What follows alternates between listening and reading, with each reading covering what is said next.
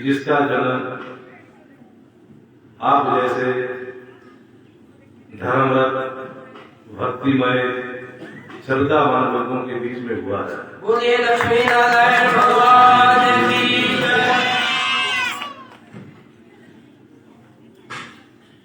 मनुष्य का जन्म होना बड़ा दुर्लभ है, बड़ा कठिन है, और अगर जन्म हो जाए तो ऐसे स्थान पर जन्म होना कठिन है जहां आप जैसे धर्मरत लोग रहते हैं। इस संसार में करोड़ों की संख्या से मनुष्य हैं। भारत की जो जनसंख्या है वो 1,35,00,000 बताते हैं, और पूरे विश्व में न जाने कितने असंख्य मानव हैं, परंतु धर्म की ओर चलना, भक्ति की ओर चलना, सत्संग करना, परमात्मा का नाम लेना, ये वही लोग करते हैं जिनके ऊपर परमात्मा की कृपा होती है। बोल बम के बिहारी लाल की जय। बंधुओं, परमात्मा की कृपा के बिना हम कुछ नहीं कर पाते। हम सोचते हैं कि हम गृहस्थी चलाते हैं।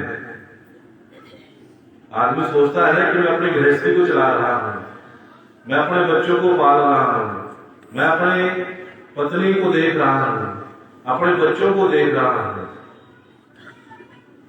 परमात्मा ने तो हमें केवल निमित्त मात्र बनाया हुआ है।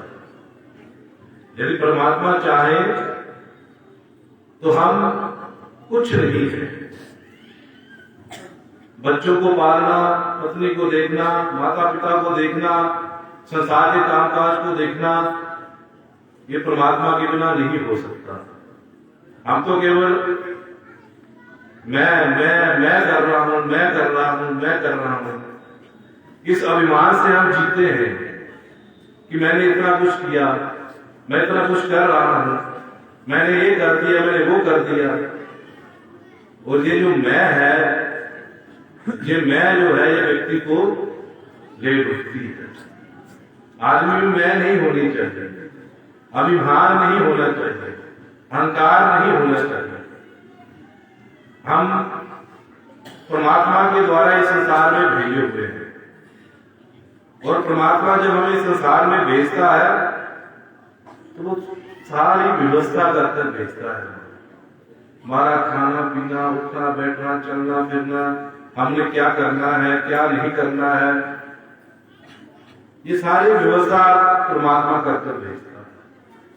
और जब हम यहाँ आते हैं तो हम अपने आप को सोचते हैं कि मैं ही सब कुछ कर रहा हूं। ये मैं नहीं होनी चाहिए, किसी में भी मैं नहीं होनी चाहिए। बोल सतगुरु महाराज की जय। शास्त्र कहते हैं कि इस संसार में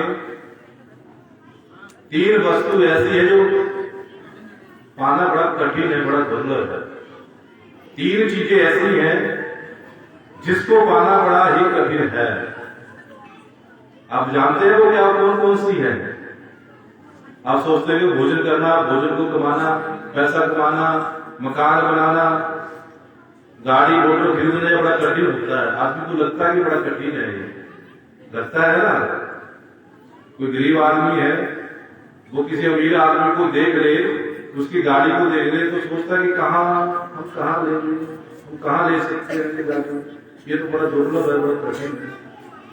परंतु ये कुछ चीजें हैं, ये जो संसार की चीजें हैं, ये हमारे लिए कोई मायना नहीं रखती है। संसार में 3 चीजें ऐसी हैं जिसको पाना बड़ा कठिन है। आदि गुरु शंकराचार्य ने लिखा है कि दुर्लभम त्रयमेतत् देवानुग्रह हेतुकम मनुष्यत्वम मुमुक्षुत्वम महापुरुष संश्रय। वो कहते हैं कि ये 3 चीजें पाना बड़ा कठिन है। बड़ा दुर्लभ है। और ये कब मिलती है? देवानुग्रह हेतुकम, जब उस परम पिता परमात्मा की कृपा होती है तब ये चीजें मिलती है। वो कौन कौन सी है? मनुष्यत्व, पहले चीज मनुष्य तन को पाना। ये जो हमें शरीर मिला हुआ है, कोई स्त्री के पुरुष रूप में है, कोई पुरुष के रूप में है, कोई किसी रूप में है, ये सब एक मनुष्य की जाति है। इसको परमात्मा ने मनुष्य का नाम दे दिया। क्या कहा? मनुष्य। आज हम हैं, हम 10 साल जिएंगे, 50 साल जिएंगे, 100 साल कोई जी लेता है, तो उसके बाद जब आदमी मर जाता है तो क्या उसका कोई नाम रूप रंग रहता है संसार में? वो द्वारा इस संसार में आता है? नहीं आता है। तो ये जो मनुष्य का तन है, ये बड़ा अनमोल है, बड़ा कठिन है, बड़ा दुर्लभ है ये पाना। उस परमात्मा ने बड़ी कृपा की, न जाने कौन सा हमारा पुण्य देखा होगा, जिस पुण्य के बदले उन्होंने हमने मनुष्य का शरीर दे दिया।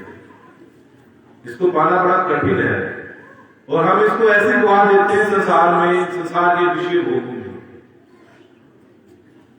बड़े भाग मानुष तन पावा, सुर दुर्लभ सब ग्रंथर गावा, साधन धाम मोक्ष कर द्वारा, पाई न लही पर लोक सवारा। कहते बड़े भाग्य से मनुष्य का तन मिला हुआ है। बड़े भाग मानुष तन पावा, ये हमारे बाबा तुलसीदास जी कह रहे हैं रामायण में कि बड़े भाग मानुष तन पावा, सुर दुर्लभ सब ग्रंथन गावा। कि देवता लोग भी इस मनुष्य की महिमा गाते हैं। जब हम मनुष्य लोग इस पृथ्वी पर भजन पूजा पाठ तपस्या साधना करते हैं, उस परम पिता परमात्मा के लिए हम साधन करते हैं, भजन करते हैं, तो देवता लोग स्वर्ग में बैठकर हमें देखते हैं और उन्हें ईर्ष्या होती है हमसे कि ये धन्य है ये मनुष्य जो परमात्मा का भजन कर रहे हैं। स्वर्ग लोक में बैठे हुए देवता परमात्मा का भजन नहीं करते, कर नहीं सकते वो भजन। वहां तो वो भोग है जो भोगते हैं, वो परमात्मा का भजन नहीं कर सकते। ये इस मनुष्य शरीर से ही परमात्मा का भजन हो सकता है। कोई पशु पक्षी है, जानवर है, वो भी परमात्मा का भजन नहीं कर सकता। किसी कुत्ते को आपने देखा है मंदिर में जाते हुए? नहीं देखा होगा। कोई और पशु पक्षी मंदिर में जाता हो, तो ये मनुष्य का शरीर ऐसा है वो परमात्मा का भजन कर सकता है।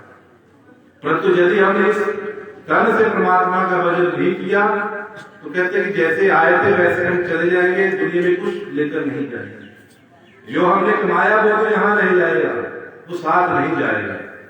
ये जो मनुष्य का शरीर है, ये जो है ये एक मोक्ष का द्वार है। इसके द्वारा हम मोक्ष को प्राप्त कर सकते हैं और अन्य योनि में मोक्ष नहीं मिलेगा हमें। परंतु यदि हमने इससे मोक्ष नहीं प्राप्त किया, परमात्मा का भजन नहीं किया, तो फिर वो 84 लाख की योनियां है, 84 लाख के शरीर है, वो हम पहले बन चुके हैं, आगे फिर बन जाएंगे यदि परमात्मा का भजन नहीं करेंगे। लिखा हुआ उन्होंने, यही तन कर फल विषय भाई, स्वर्ग स्वर पर अंत सुखदाई, नर तन पाए विषय मन दे। कहते कि जो ये मनुष्य का तन है ये विषय भोगने के लिए नहीं है, संसार के सुख लेने के लिए नहीं है, संसार की वस्तुओं को ग्रहण करने के लिए नहीं है। कहते ये तो है क्षण बंधुर है, संसार की कोई वस्तु है आज है कल नहीं होगी, कल है परसों नहीं होगी, उसका नाश होगा। कहते ये तो के संसार की क्या स्वर्ग के जो विषय लोग हैं वो भी क्षण बंधुर है। संसार में मनुष्य पुण्य करता है, साधन करता है, तप करता है और उसके द्वारा उसको स्वर्ग मिलता है। वो स्वर्ग कब तक है? जब तक उनके पुण्य नष्ट नहीं हो जाते। क्षीणे पुण्य मर्त्य लोकम विशन्ति। देवताओं के पुण्य क्षीण होंगे तो उसको फिर पृथ्वी पर आना पड़ेगा। तो कहते हैं इस पृथ्वी के तो क्या उस स्वर्ग के भी जो पुण्य है वो थोड़े है, क्षण भंगुर है। इसलिए हम इन विषयों में नहीं पढ़ना चाहिए। मनुष्य का तन पाकर हमें परमात्मा का भजन करना चाहिए। परमात्मा ने बहुत बड़ी कृपा की है कि हमें ये मनुष्य का तन दिया हुआ है। इस मनुष्य के तन के द्वारा हमें परमात्मा का सत्संग करना है, परमात्मा का कीर्तन करना है, बुरे कामों में हमें नहीं फंसना है। एक पिता अपने एक बेटे को भेजता है बाजार में 100 रुपया देकर कि जाओ इस 100 रुपए से अच्छे अच्छे फल खरीद कर लाओ। तो वो उसका बेटा फल खरीदने के लिए चला जाता है बाजार में। तो जब वो फल खरीदने के लिए जाता है तो देखता है कि रास्ते में एक जादूगर एक जादू दिखा रहा है, एक मंदारी है वो अपना खेल कर रहा है, अपना जादू कर रहा है, नाच कर रहा है, नाच रहा है। तो वो जो बेटा फल लेने के लिए गया हुआ है तो वो मंदारी का नाच देखने लग पड़ता है। और भी लोग देख रहे हैं, मंदारी का नाच हो रहा है। तो वो बेटा जो है जो फल लेने गया हुआ है उसके पिता ने उसको 100 रुपया दिया है कि इसके अच्छे अच्छे फल लाने हैं। तो वो क्या करता है, वो उस मंदारी का नाच देखने लग जाता है। नाच देखता है, मंदारी का नाच खत्म होता है तो मंदारी जो है वो अपना कटोरा लेकर घूमता है कि कोई इसमें अब जिसने नाच देखा है, मेरा खेल देखा है, इसमें वो अपनी दक्षिणा कुछ डाले। तो घूमता घूमता आता तो जो बेटा फल लेने के लिए आया हुआ है उसको 100 रुपया दिया है। तो वो 100 रुपया उसके कटोरे में डाल देता है और अपना मंदारी चला जाता है अपना खेल करके। अब बेटा बाजार में जाता है फल लेने के लिए, तब तक शाम हो जाती है, उधर दुकानें बंद होने लगती हैं। एक आधी दुकान खुली होती है तो वो फल खरीदने लगता तो देखता कि पैसे तो है नहीं, जो 100 रुपया दिया था वो कहाँ गया, वो मंदारी को दे दिया। अब उसकी जेब में पैसे नहीं तो फल कैसे लिए, तो वो खाली हाथ अपने पिता के पास आ गया। अब पिता के पास है, पिता ने पूछा इतनी देर कहाँ लगाई, तुझे फल लेने के लिए भेजा था, कहाँ है फल? तो कहने लगा पिताजी फल तो मिले नहीं, वो दुकानें बंद हो गई थी जब मैं फल लेने गया। अच्छा फल नहीं मिले, दुकानें बंद होगी तो पैसे कहाँ 100 रुपया? वो मैंने 100 रुपया दिया था, वो कहाँ गया? कहते वो भी खत्म हो गया। वो 100 रुपया तो मैंने मंदारी को दे दिया। अब पिता उसके ऊपर गुस्सा हुआ कि ना तो तू अच्छे फल लेकर आया और 100 रुपये भी तुमने बुआ दिया। वो पिता कौन है? वो परम पिता परमात्मा है जिसने हमें 100 रुपये देकर इस संसार में भेजा हुआ है। वो 100 रुपया क्या है? वो 100 रुपये 100 वर्ष हमारी आयु है। कितनी आयु है हमारी? 100 वर्ष हमारी आयु है। उस परम पिता परमात्मा ने हमें संसार में वो 100 वर्ष आयु देकर भेजा है कि जाओ इस संसार से अच्छे अच्छे फल लेकर आओ। वो अच्छे अच्छे फल क्या है? परमात्मा का भजन करना, कीर्तन करना, सत्संग करना, किसी गरीब आदमी की मदद कर देना, किसी को दुखी है उसका दुख दूर करना, परोपकार करना, भूखे को भोजन कराना, प्यासे को अन्न देना, ये अच्छे अच्छे पुण्य है। तो परमात्मा ने कहा कि अच्छे अच्छे कर्म करो और इन कर्मों का जो अच्छा अच्छा फल है वो लेकर मेरे पास आओ। पर जब हम इस संसार में आते हैं तो वो मंदारी का खेल देखने लग जाता है। वो मंदारी का खेल क्या है? हमारी घर गृहस्थी, कभी पत्नी पति को नचा रही है, कभी पति पत्नी को नचा रहे हैं, कभी बच्चे नाच रहे हैं, कभी कुछ हो रहा है, कभी कुछ हो रहा है। तो ये मंदारी का खेल है, ये गृहस्थ, ये संसार, ये क्या है? ये मंदारी का खेल है। और इसमें हम इतना डूब जाते हैं कि हम भूल जाते हैं कि हम तो अच्छे अच्छे कर्म करने के लिए आए हुए हैं। गौर सतगुरु महाराज की जय। और हम भूल जाते हैं क्यों आए हुए संसार, इसी मोह माया में फंस जाते हैं, बच्चों में फंस जाते हैं, माया में फंस जाते हैं, और किस में फंस जाते हैं? फंसते हैं या नहीं फंसते? और हमारा जो 100 रुपया है वो 100 वर्ष हमारी आयु ऐसे निकल जाती है। हमें तो पता नहीं लगता कि कब हमारे 100 वर्ष निकल गए। अपना तो हमारे संपर्क होते ही नहीं है, पूरे 50, 60, 70 में आदमी चला जाता है, परंतु फिर भी हमें पता नहीं लगता, कब बस पता लगता है किसी को आई को निकल गई, कुछ नहीं पता लगता। फिर जब हम थोड़ा सचेत होते हैं, थोड़ा हमें होश आती है, 70-80 साल के हो जाते हैं, जब बिस्तर पर लेट जाते हैं, खांसी आने लग जाती है, गला में आवाज नहीं रहती है, आंखें थोड़ी बंद हो जाती हैं, तो ये दुकानें कौन सी हैं? ये हमारी दुकानें की आंख, कान, हाथ, पैर, इनसे फिर अच्छे फल लेना चाहते हैं, अच्छे कर्म करने लगते हैं, इनसे फिर हो सकते हैं इनसे अच्छे कर्म। फिर हाथों से दान पुण्य नहीं होता है, माला नहीं बिकती हाथ से, फिर मुंह से राम राम नहीं निकलता है, फिर तो कुछ और ही निकलता है। बोल बम के हरिनाम की जय। जब ये मदारी का खेल खत्म हो गया तो बेटा गया ना दुकान में फल लेने के लिए, तो अब तो दुकानें बंद होने लगी। वो दुकानें कभी आंख बंद हो गई कि कानों से सुनना बंद हो गया, आंखों से देखना बंद हो गया, पैरों से चलना बंद हो गया, हाथों से खाना पीना बंद हो गया, फिर फल कहाँ से मिलेंगे, फिर पुण्य कहाँ होगा, फिर आगे मृत्यु आ जाती है, हम मर जाते हैं।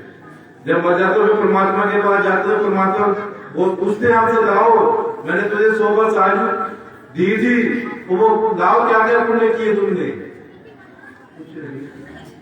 फिर तो खाली। बेटा कहता है कि कुछ भी नहीं है, तो खाली कहते हैं मैंने 100 रुपया दिया था, वो 100 वर्ष आयु जो दी थी वो दो, कहते वो तो घर गृहस्थी में चली गई। फिर क्या रहा, फिर वो परमात्मा एक सामने स्क्रीन होती है लगी हुई, उसमें दिखाता है परमात्मा की, देख तुमने कौन कौन से पाप किए, कौन कौन से पुण्य किए, दिखाते हैं सब कुछ। तो पुण्य कितना होता है 100 ग्राम, और पाप कितने होते हैं क्वांटलों के हिसाब से। अब परमात्मा होकर ही बता दोगे नरक दूंगा स्वर्ग दूं, तेरे 100 ग्राम पुण्य उससे क्या मिलेगा तुझे, कुछ नहीं मिलेगा। जाओ 28 प्रकार का नरक है, भोगो। फिर 28 प्रकार के नरक ढूंढने पड़ते हैं, वो तो अलग विषय है, क्या कौन सा नरक कहाँ हमें भेजते हैं वो, फिर 84 लाख जोड़ी में हमें भेजते हैं। फिर कभी गंदगी का कीड़ा, कभी गोबर का कीड़ा, कभी कुछ बना देते हैं परमात्मा। तो वो हमें बनना है, बनना है गंदगी का कीड़ा, हमें नाली का कीड़ा बनना है, नहीं बनना तो भजन करना पड़ेगा, सत्संग करना पड़ेगा, परमात्मा का नाम लेना पड़ेगा। यदि हम ये नहीं करेंगे तब हमारी जिंदगी में ऐसी चली जाएगी। तो कहते पहली बात तो ये मनुष्य का तन, इसकी कीमत जान लो क्या है। इस मनुष्य की कीमत, यदि आपको कोई कहे, एक अंधा व्यक्ति है, वो आपको कहता है कि मुझे अब अपनी एक आंख दे दो, मैं आपको 1 करोड़ रुपया दूंगा, आप अपनी एक आंख दे दोगे उसको?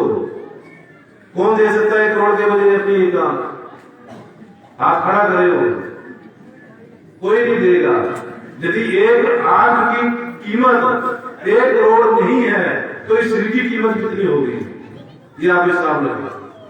और आप इसको ऐसे दुआ दे रहे हो, इसको ऐसे नहीं दुआना, ये बड़ा दुर्लभ है नरक पाना। इससे परमात्मा का भजन करना है, सत्संग करना है, कीर्तन करना है। हमें बुरे कामों में नहीं फंसना है, हमें क्या नहीं करना है, बुरे काम नहीं करने हैं, किसी की चुगली निंदा नहीं करनी है, किसी को गाली गलौज नहीं करना है, किसी के साथ मारपीट नहीं करनी है। जब भी समय मिले उस समय भजन करना है, राम नाम बोलना है, हरि चर्चा करनी है, कीर्तन भगवान का करना है, और जो भी हमसे अच्छे काम हो पाए बुराई की ओर हमें बिल्कुल नहीं जाना। आज हम बुराई की ओर ज्यादा जाते हैं, और यदि अच्छाई आ जाए उसकी ओर हम कम जाते हैं। ऐसा ही है ना, तो ऐसा होना चाहिए, नहीं होना चाहिए, वो तो आपके हाथ की बात है। भूख तो नहीं लगी है पक्का, हाथ करें जिसको भूख नहीं लगी है, लगी है भूख, हाथ खड़े ही हुए आगे, ये जबरदस्ती हुए खड़े, घोड़े पकाड़े खाए हैं नहीं पक्का। 2 घंटे 3 घंटे बोलूंगा, फिर उठ के अभी जाना है। फिर तो क्या कहा मैंने, क्या कहा, अच्छे काम करने हैं। ये मेरे भाइयों के लिए, क्योंकि शायद 15-16 साल तो मैं जहाँ रहा हूँ, ज्यादा तो नहीं, 16-17 साल जहाँ रहा हूँ, और भी मैं कई गांव में जाता हूँ, देखता हूँ कि जब शाम होती है तो क्या होता है, बोलो, ये भाई बंधु इकट्ठे हो जाते हैं चौरास्ते पर एक वृक्ष के नीचे, फिर जुआ खेलने लग जाते हैं, ताश खेलते हैं, खेलते हैं या नहीं खेलते हैं? कितना बुरा है ताश खेलना। सब जानते हैं कि ताश खेलना बुरी बात है, फिर भी हम खेलते हैं।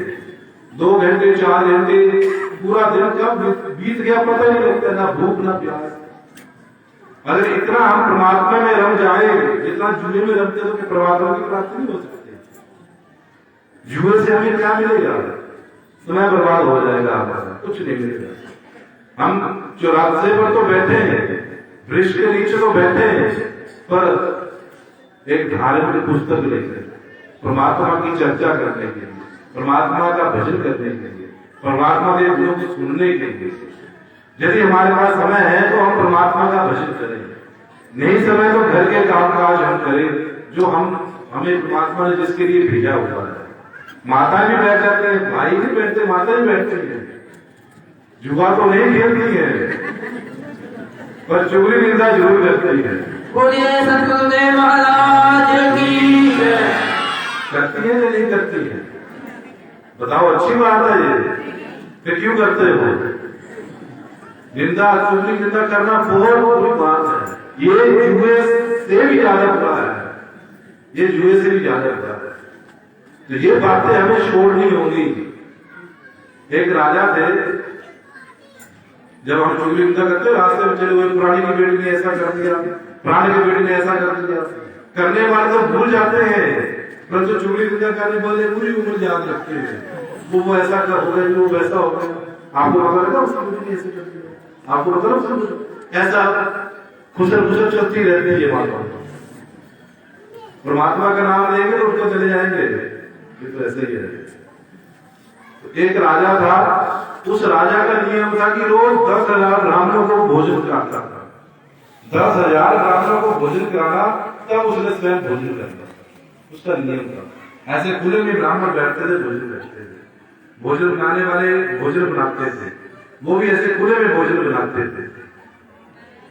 एक बार क्या हुआ कि वो भोजन बना रहे हैं, भोजन बनाने वाले भोजन बना रहे हैं,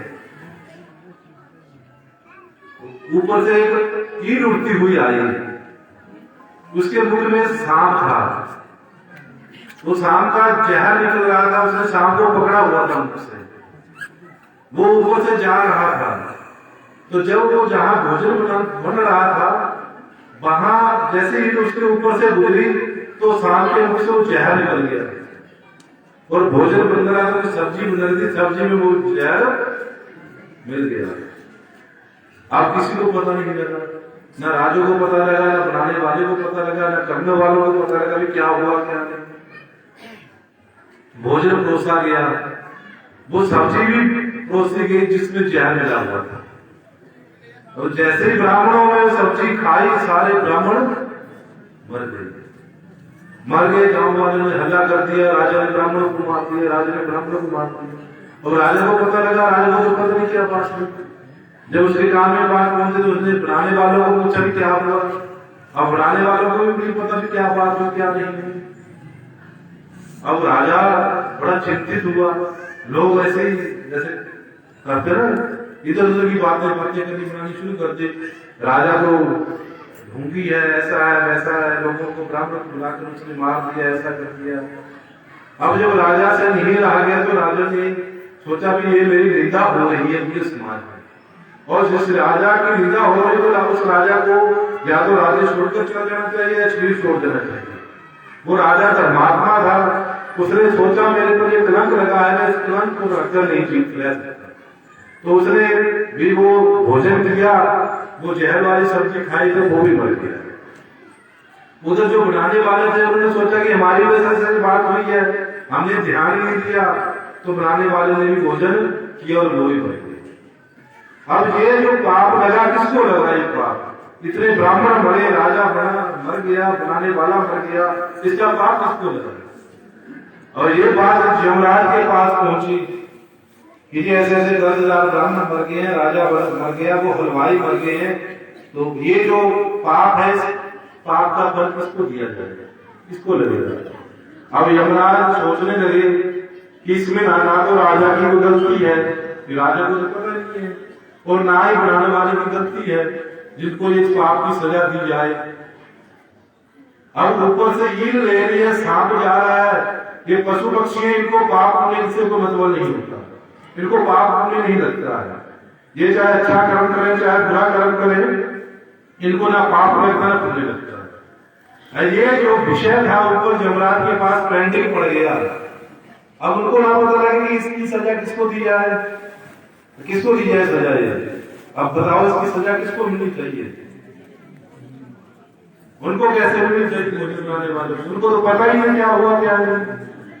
वो तो बेचारे बना रहे थे, खुले में भोजन बना रहे थे, उनको भी इस बात का पता नहीं था, उनको भी नहीं, राजा को तो मिल नहीं सकते। और कोई बताए किसको सजा दी जाए इसकी? निंदा तो किसने की है इसकी? ये तो भी पहले ही पड़ गया। उसके बाद राजा का आगे बेटा हुआ, वो बड़ा हुआ बेटा, वो भी राजा बना। उसको पता लग गया राजा के बेटे को कि मेरे पिताजी ऐसे ब्राह्मणों को भोजन कराते थे, तब वो भोजन करते थे। तो उस बेटे ने भी ये रीत चला दी, शुरुआत की कि मैं भी ब्राह्मणों को भोजन कराया करूंगा, फिर उसके बाद मैं भोजन किया करूंगा। अभी उसने पहली बार ब्राह्मणों को भोजन कराना था, निमंत्रण दिया सबको, सब ब्राह्मण भोजन करने जाने लगे उसके पास। जाने लगे तो गांव का एक व्यक्ति आ गया, वो देखना कि ब्राह्मण कहाँ जा रहे हैं, सब भागे भागे जा रहे हैं। तो ब्राह्मण को इकट्ठा किया, पूछा तुम कहाँ जा रहे हो? कहते आज उस राजा के वहां निमंत्रण है, वहां भोजन करने। वो अच्छा उसके राजा के जिसके पिता ने ब्राह्मण को मार दिया था, जिसके पिता ने ब्राह्मण को हत्या कर दी थी, ऐसी वो बातें चुगली निंदा को करने लगा पिता के, उस बेटे के पिता की। जब वो निंदा कर रहा तो यमराज ने कहा कि मिल गया, जो इतने वर्षों से पेंडिंग पड़ा हुआ था वो हमारा काम आज उस पाप की सजा इसको मिलेगी जो निंदा कर रहा है। बोलिए सतगुरुदेव महाराज की जय। क्योंकि राजा को पता नहीं था ऐसा सी बात हुई है, वो धर्मात्मा था। अब उस धर्मात्मा की ये आदमी निंदा कर रहा है, उसके पास जा रहे हो जिसके पिता ने ब्राह्मणों को मार दिया, उसकी हत्या कर दी, वो राजा को पापाचारी था, दुराचारी था, ऐसा वैसा कहा। तब यमराज ने दूध आए और उस व्यक्ति को उठाकर ले गए, और जो 10,000 ब्राह्मणों की हत्या है उसकी पाप की सजा उसको इतना बड़ा है चूंकि निंदा करने का फल है या नहीं है? तो ये चूंकि निंदा हमें करनी है।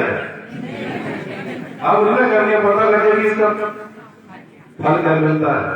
पहले तो करते थे नहीं करते थे। तो ये हमें पाप चुगली निंदा बुरे कर्म हमें नहीं करने हैं। मनुष्य का तन मिला है, बड़ा दुर्लभ है। बोल गुरु महाराज की जय। ये पहली बात तो ये कि इस मनुष्य तन को समझो, इसका लाभ लो, इसकी अहमियत समझो कि मनुष्य तन हमें क्यों मिला है। ये छोटे छोटे काम करने के लिए अच्छे अच्छे बंगला बना लिया, गाड़ियां बना ली, और काम कर लिए, इनके लिए हमें मनुष्य का शरीर ये हमने करने तो है, ये हमारा कर्तव्य है कर्म करने का, पर इसके साथ साथ परमात्मा का हमें भजन भी करना है।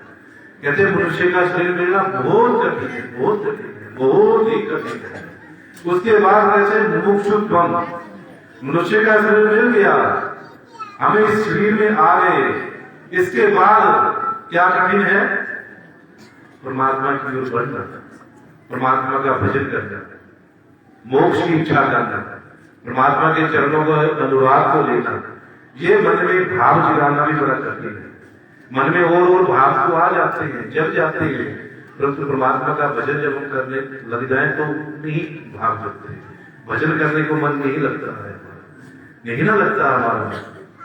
अगर हम बोले कि हमने चुगली ना करें 2 घंटे निकल जाएंगे, जुआ खेल रहा है तो 2 घंटे निकल जाएंगे उसमें, परंतु भजन के लिए 10 मिनट में निकालना बड़ा कठिन होता है, क्योंकि हमारा वो अभ्यास नहीं है, हमें उसका अभ्यास बनाना है।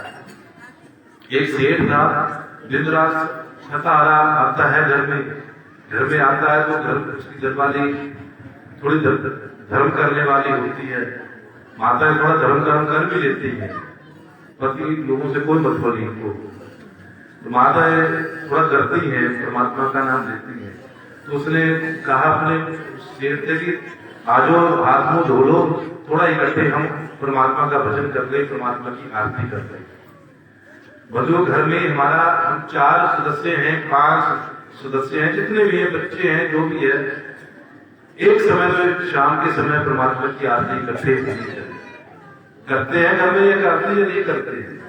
कौन करता है?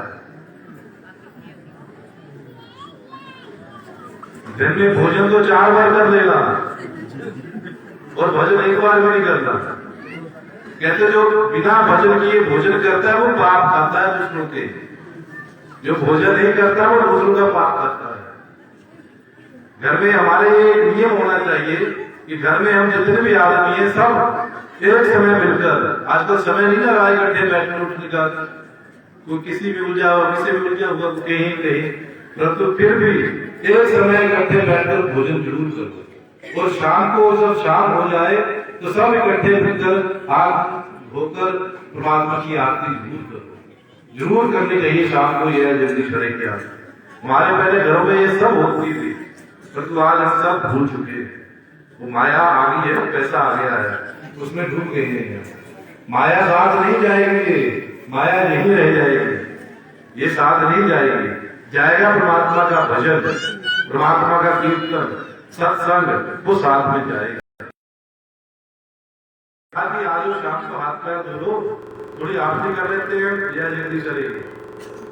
वो कहता मैं पूरे दिन थका हारा आया हूँ, मेरे पास टाइम नहीं आरती करने का, मुझे तो भोजन करा दे, मैंने तो सोना है। अब पत्नी ने बेचारी ने के लिए आरती कर ली, अब उसने क्या किया, भोजन किया और चप्पल लेट दिया, नींद आ रही थी सेठ के। थोड़ी देर के बाद, आधे घंटे के बाद एक व्यक्ति आ गया उस सेठ के पास। उस व्यक्ति ने उस सेठ के 5 लाख रुपये देने थे, तो उसने आवाज लगाई कि सेठ जी मैं आपके पैसे लेकर आया हूँ, 5 लाख रुपया है, ये सूटकेस है, अपने पास रखो और इसको गिन लो, फिर मत कहना कि कम है। सेठ एकदम था, उसकी दुकान नींद सब गायब, छोड़ के देगा 250 के नोट गिनने लगता, पूरी रात पैसे गिनता रहा, तब ना उसको दुकान ना नींद कुछ भी नहीं। अब जब पत्नी ने कहा कि थोड़ी आरती कर लो करो, उसको टूट पड़ा उसके ऊपर, उस दिन काम किया है, सुना है, भोजन देते। ये हालात हम सबके हैं, ऐसा ही है ना, हम सबके हालात ऐसे हैं। पत्नियों को होगी आरती करने, मैं तो थकी हूँ, मैं क्या काम करूँ, पूरे दिन नाचती रहती हूँ, तो ये काम वो काम ये काम। और पतियों को कहो तो वो ये कहते हैं कि मैं बाहर काम करके आया हूँ। 100 बहाने हैं भजन नहीं करने के, 100 बहाने हैं, परंतु चुगली निंदा करने का कोई बहाना नहीं, तब तो पूरे दिन चाय लगा दो, समय ही नहीं हमारे पास, तो ये काम नहीं होना चाहिए। हम मनुष्य तन में आए हैं, मनुष्य शरीर में आए हैं, तो मोक्ष की इच्छा हमें करनी चाहिए, हमें परमात्मा का नाम लेना चाहिए। फिर कहते हैं अगर हमारे मन में ये भाव जाग जाते हैं परमात्मा का नाम लेने के, तो महापुरुष संश्रया, फिर ऐसे संतों का मिलना, ऐसे भक्तों का मिलना, ऐसे महापुरुषों का मिलना बड़ा कठिन है, जिसके सानिध्य में आकर हम उस परमात्मा का भजन कर सके, उस परमात्मा को पा सके। ये 3 चीजें संसार में मिलना बड़ा कठिन है, तो हमें परमात्मा का भजन करना है, परमात्मा का कीर्तन करना है। गीता में लिखा हुआ भगवान श्री कृष्ण ने कि हे अर्जुन, ये जो संसार है ये एक युद्ध है। महाभारत का युद्ध हुआ ना, आपने देखा महाभारत का युद्ध, सबने देखा है ना? कब देखा आपने? टीवी में देखा है, ऐसे नहीं देखा है, टीवी में देखा हुआ महाभारत का युद्ध। तो उसमें अर्जुन को उपदेश देते हैं भगवान श्री कृष्ण, कहते हैं कि हे अर्जुन, ये जो महाभारत का युद्ध होने जा रहा है, अर्जुन मना कर देता है कि मैंने युद्ध नहीं करना है, मेरे भाई बंधु पिता गुरुजन सब मेरे सामने खड़े, उनके सामने कैसे करूं, मुझे तो बड़ा भारी पाप लगेगा इस युद्ध से। आज हम युद्ध करते हैं तो हमें पाप लगता है, हम सोचते हैं उस पाप के बारे में, लड़ाई झगड़ा चुगली निंदा ये वो कर रहे हैं, कोई नहीं डरता। अर्जुन डरा है पाप करने से कि हे भगवान श्री कृष्ण, इनको मैं मारूंगा तो मुझे पाप लगेगा, मुझे तो नरकों में भी जगह नहीं मिलेगी अपने गुरुओं को मारकर। तब भगवान श्री कृष्ण कहते हैं कि हे अर्जुन, मां अनुस्वर और युद्ध है, कि यदि तू मेरा स्मरण करता हुआ युद्ध करेगा, युद्ध कर, बाण चला, गदा चला, तलवार चला, लोगों को मार, और उसमें साथ साथ मेरा नाम भी ले, मेरा नाम याद कर, तो कहते तुझे कोई पाप नहीं लगेगा। ऐसा हो सकता है, ऐसा हो सकता है, ऐसा नहीं हो सकता। दो काम एक बराबर नहीं होते। उधर युद्ध भी करना है, उधर नाम परमात्मा का नाम भी लेना है। परंतु परमात्मा कहते हैं कि ये दो काम करने हैं तुझे एक बार में, युद्ध भी करना है, नाम भी लेना है, तब तो जो जो काम करेगा उसको तुझे कोई पाप नहीं है। मतलब ये संसार में एक महाभारत का युद्ध है, इसमें भी हमें लड़ाई करनी है, गृहस्थी को चलाना है, गृहस्थी को पालना है, बच्चे पालने हैं, पति की सेवा करनी है, माता पिता को भी देखना है, और साथ साथ में परमात्मा का नाम भी लेना है। बड़ा कठिन है ये काम, पर करना होगा। यदि कर लिया तो मान लोगे न तन का हमने लाभ ले लिया। दूसरे लग पड़े क्या बात हुई, आप तो कहते 2 दिन कहते हम सुनेंगे। एक छोटी सी कथा सुना दूंगा फिर बंद कर। वो ऐसे कि जैसे मैं कह रहा हूं कि हमें क्या करना है, घर गृहस्थी का काम भी करना है, रोटी तो हाथों से बनानी है, मुंह से तो नहीं बनानी, मुंह से तो खानी है, परंतु बनाते समय तो राम राम बोल सकते हो। झाड़ू हमने हाथों से लगाना है, मुंह से राम राम बोलना है, बर्तन हाथों से साफ करने हैं, मुंह में राम राम बोलना है। हम दुकानदार दुकान करते हैं, हमारे पास तो जहाज नहीं आ रहा तो बैठे बैठे राम राम बोलते हो।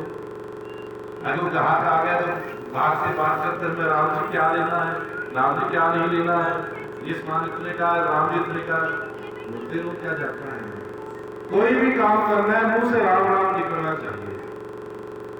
एक महाराष्ट्र के प्रसिद्ध भक्त हुए गोरा कुम्हार, जब हम ऐसे 24 घंटे परमात्मा का नाम लेते हैं ना, तो परमात्मा हमारे निकट ही है, वो हमारे पास ही है, वो हमारी कुछ व्यवहार में मदद करते हैं।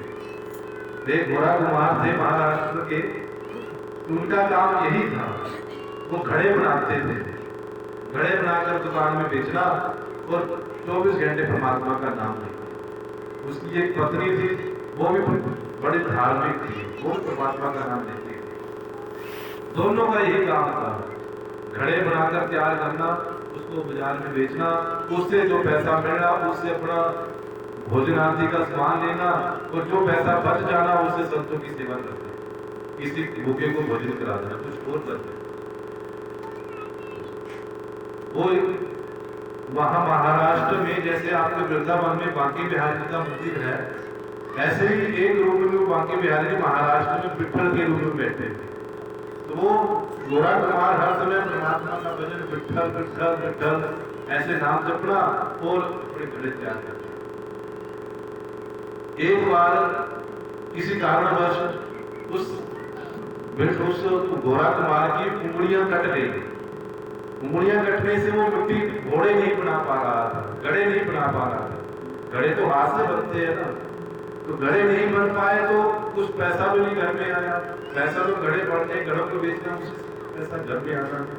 तो 3-4 दिन हो गए उसको भूखे हुए, घर में अन्न नहीं है, भोजन नहीं है, घड़े बन नहीं रहे हैं और कुछ आमदन हो नहीं रही है, भूखे हैं और परमात्मा का भजन कर रहे हैं, दोनों पति और पत्नी। तो परमात्मा ने देखा, विठ्ठल ने देखा कि ये मेरा नाम विठ्ठल विठ्ठल जप रहे हैं, और भूखे हैं और कोई आमदन नहीं है, तो कहते को विठल परमात्मा ही एक व्यक्ति के रूप में उनके पास आ गए। बोले बांके बिहारी लाल की। एक छोटे बालक के रूप में उनके पास आ गए बनकर और आकर कहने लगे कि मैं यहाँ नौकरी करना चाहता हूँ, मुझे कोई नौकरी मिलेगी, कोई काम मिलेगा मुझे। तो उन्होंने सोचा कि हमें तो काम की जरूरत है ही है, हमें तो हाथ काम नहीं कर रहे हैं, गड़े बन रहे ही रहे हैं, तो बालक काम करेगा तो हमारा अच्छा काम हो जाएगा। उन्होंने पूछा क्या वेतन क्या लोगे आप? वो कहने लगा हमें कुछ नहीं चाहिए, हमें 2 समय का भोजन मिल जाए बस वही हो। अब वो दोनों पत्नी धर्म पत्नी और पति बड़े खुश हुए, एक छोटा बालक काम के लिए मिल गया। अब वो भगवान ही है जो बालक बनकर आए हैं। क्यों बनकर आए? उनकी श्रद्धा देख, उनकी भावना देख कि वो 24 घंटे मेरा नाम जपता है और वो जो भूखा रहे तो ये मुझे चैन नहीं होता। तो वो आकर उनके साथ घड़े बनाने लगे। एक दिन घड़े बनते रहे, घड़े बनते। बात ये थी कि गोरा कुमार इतने अच्छे घड़े बनाता था। क्यों बनाता था? बनते थे इतने अच्छे घड़े क्योंकि हाथ से घड़ा बनाना और मुख से राम। हम भी जब माता घर में भोजन बनाती है ना, तो कहते हैं आदमी जब भोजन बनाता है या कोई भी काम करता है तो उसके मन के जो भाव होते हैं वो जैसे भाव होते हैं वो वैसे बनती है। यदि हमारे मन के भाव अच्छे होंगे, पवित्र होंगे, शुद्ध होंगे, तब तो भोजन हमारा अच्छा बनेगा। यदि हमारे मन में और कुछ घूमता रहा, संसार की बातें घूमती रहेगी, तब वो भोजन अच्छा नहीं बनेगा। घोड़ा कुमार घड़े बनाता था, परमात्मा का नाम लेता था, तो घड़े अच्छे बनते थे और खूब बिकते थे। अब जब परमात्मा अगर घड़े बनाने लगे तो और ज्यादा घड़े बिकने लगे, और ज्यादा उसका काम बढ़ने लगा।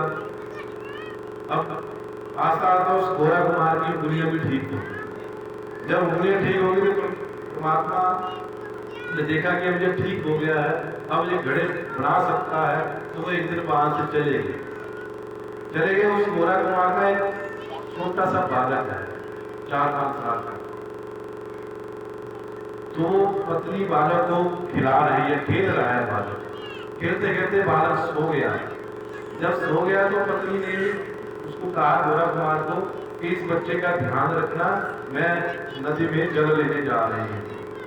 अब नदी में जल लेने जाती है और घोड़ा कुमार क्या कर रहे थे उस समय? मिट्टी को पैरों से गूंद रहे थे। घड़ों के लिए मिट्टी तैयार की जाती है ना, तो वो एक बनाया जाता है गोल दायरा, उस गोल दायरे में मिट्टी पानी डाला जाता है। तो वो घोड़ा कुमार उस में पैरों से मिट्टी को गूंद रहे थे और आंखें बंद थी और पिट्ठल पिट्ठल पिट्ठल से काम चल रहा था। अब पत्नी ने कह दिया कि ये छोटा मेरा बच्चा है, इसका ध्यान रखना कि मैं पानी लेके जा रही हूँ नदी में, तो बच्चा सोया, उसका ध्यान रखना चाहिए। वो कहकर चली गई और वो घोड़ा कुमार अपने भजन कीर्तन में मस्त है, भजन कर रहा है, कीर्तन कर रहा है और मिट्टी को घूम रहा है। तब क्या होता है कि थोड़ी देर में वो बालक उठ जाता है, उठता है, घुटनों के बल खिसकता है, खेलता है जो दूर, कोई उसको दिखाई नहीं देता। तो मेरे पास मुझे कोई है मेरे पास, तो देखता है कि पिताजी लगे हुए हैं मिट्टी गूंदने के लिए, तो वो धीरे धीरे उसके पास जाता है, पिता के पास जाने लगता है। तो जहां वो पिताजी मिट्टी गूंद रहे हैं, उस गोल दायरा है ना, उसके ऊपर वो चला जाता है, मिट्टी में वो चला जाता है। बालक 2-3 साल का है। अब उसको नहीं पता घोड़ा कुमार को क्या हो रहा क्या नहीं, वो तो परमात्मा का नाम ले रहा, पिटल पिटल कह रहा है और अपने भजन में मस्त है, मिट्टी को पैरों से गूंद रहा है। बालक खेलता खेलता उसके पैरों के पास आ जाता है। जब पैरों के पास आ जाते हैं तो घोड़ा कुमार का जो पैर उठाकर वो मिट्टी में धंसता है, तो नीचे बालक होता है, उसको नहीं पता लगता। उसका पैर बालक की गर्दन पर आ जाता है। जब गर्दन पर आ जाता है तो उसकी गर्दन, अब छोटा बालक है, रोए तो रोए कैसे, कुछ नहीं बोलता, चिल्लाता भी नहीं, चिल्लाया होगा भी, वो तो अपने भजन में मस्त है, भजन करता है। वो दूसरा पैर उठाता है, उसकी कमर में आ जाता है, तो बच्चा मिट्टी में दब जाता है, दबकर वो मर जाता है बच्चा मिट्टी में। और उसको नहीं पता, घोड़ा कुमार को नहीं पता कि मेरा बच्चा मिट्टी में। थोड़ी देर बाद पत्नी आती है, आकर देखती मेरा बेटा कहाँ है, मेरा बच्चा कहाँ है, तो बच्चा कहीं भी नहीं है। जब वो ध्यान लगाकर उस मिट्टी में देखते तो उसका बस्तर उसको दिखाई देता है, जो उसने उसको बस्तर बनाया हुआ था, धोती कुर्ता बनाया हुआ था, वो देखती है बस्तर दिखाई तो एकदम भागती है उसकी ओर और पति को धक्का देती है, सर में देखती नीचे क्या है। जब नीचे बस्तर को निकालती तो बच्चा नीचे गिरता। बोल बन के बिहारी लाल की रोती है, वो तो माँ है ना, वो तो माँ है, वो तो चिल्लाती है कि मेरा बच्चा तुमने मार दिया। पतिदेव को उदाहरणा देती है, गालियां देती है, डांटती है कि तुमने मेरे बच्चे को मार दिया, मेरे बच्चे के प्राण ले लिए, तुम तो बड़े पिट्ठल पिट्ठल पिट्ठल नाम जप रहे हो और उस पिट्ठल ने मेरे बच्चे को मार दिया। माँ की करुणा तो माँ ही जानती है, माँ की ममता तो माँ ही जानती है, जिसके आगे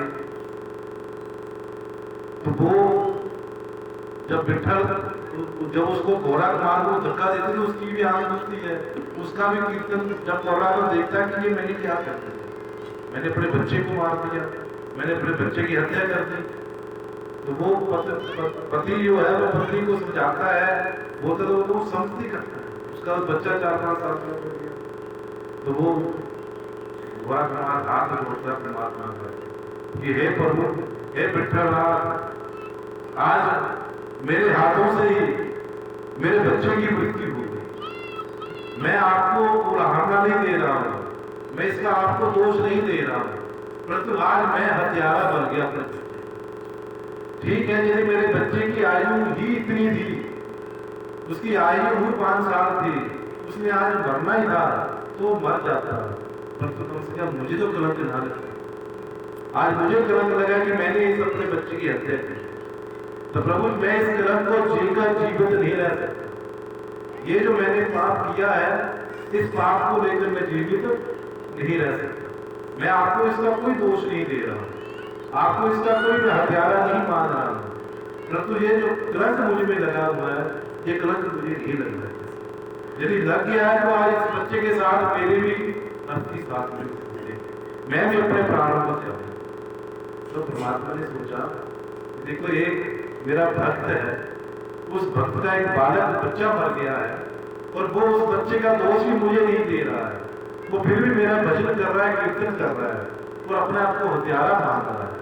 तो कितनी उसमें सहनशीलता है, कितना उसमें धैर्य है, और ऐसे भक्त के बच्चे को मारकर मैं अपने आप को दोषी कैसे बना सकता। तो परमात्मा की करुणा जागी, परमात्मा तो दीन दयालु है, अकारण करुणाले वरुणाते हैं, वो तो सबकी सुनते हैं। परमात्मा एक साधु के रूप में उनके पास आए, तो साधु रूप में जब आए तो उन्होंने उस बच्चे को हाथ में दिया और हम उसके सिर के ऊपर हाथ अपना फेरा और बच्चे को जीवित कर। बोलिए लक्ष्मी नारायण भगवान की जय। यदि हम इस तरह परमात्मा का भजन करें, उस घर का काम भी करें, भक्ति ये नहीं कि बैठकर ही होती कि बैठकर एक जगह बैठकर भक्ति करनी। भक्ति तो चलते फिरते, उठते बैठते, खाते पीते सोते जब भी आप कर सकते हैं। भक्ति का कोई समय नहीं है, हमें तो चलते फिरते भी राम नाम बोल देना चाहिए, और भी हम कुछ बोलते हैं तो राम नाम बोल दो, कुछ बोल दो, ताकि हर समय परमात्मा हमारे पास आए। तो आज हम सब ने ये आयोजन किया, इस आयोजन करने का हमारा एक ही मकसद है कि हम परमात्मा के साथ जुड़े और संसार को थोड़ा थोड़ा त्यागने की कोशिश करें। संसार की जो मोह माया है, जो ममता है, जो विषय भोग है, उनको उनसे हटकर परमात्मा की ओर हम अपने आप को लगाएं। तो आज हम सबके लिए ये बड़ा सौभाग्यशाली दिवस है। इस दिवस को हम हर साल शायद 5-10 साल से मना रहे हैं, इसलिए मना रहे हैं कि हम परमात्मा के साथ जुड़े हैं। हमें हर समय सत्संग, परमात्मा का भजन और इस शरीर को हमने पवित्र बनाना है, इस शरीर का हमने लाभ लेना है। न जाने कब हमारा अंतिम श्वास हो, किसी को अपनी आयु का पता नहीं। राजा परीक्षित को तो पता लग गया था कि मेरी 7 दिन में मृत्यु होने वाली है। पूरे विश्व का वो राजा था, उसको जब पता लगा कि 7 दिन में मेरी मृत्यु होनी है, तब वो सब राजकाज छोड़कर गंगा किनारे जाकर बैठ गया और उसने सत्संग किया, भागवत सुनी, परमात्मा का भजन किया और उसको अंतिम में मोक्ष मिला। हमें तो ये भी नहीं पता कि हमारी मृत्यु कब हो जाएगी। परीक्षित को तो पता लग गया कि 7 दिन में मेरी मृत्यु होनी है, हमें पता है कि हमारी मृत्यु कब आ जाएगी। तो हमें तो हर पल परमात्मा का नाम लेना है, परमात्मा को याद करना है और अपने मोक्ष को हमें तैयार करना है। तो एक बार फिर आप सभी की ओर से आपके पूज्य श्री महाराज जी के आप पवित्र निर्मल एवं सुंदर चरण कमलों में कोटि कोटि और उनसे प्रार्थना कि आप अच्छे बने, पवित्र बने, किसी की चुगली निंदा ना करें, बुरे काम ना करें, अच्छाई की ओर बढ़े और अपने शरीर को सफल बनाएं, पवित्र बनाएं। तो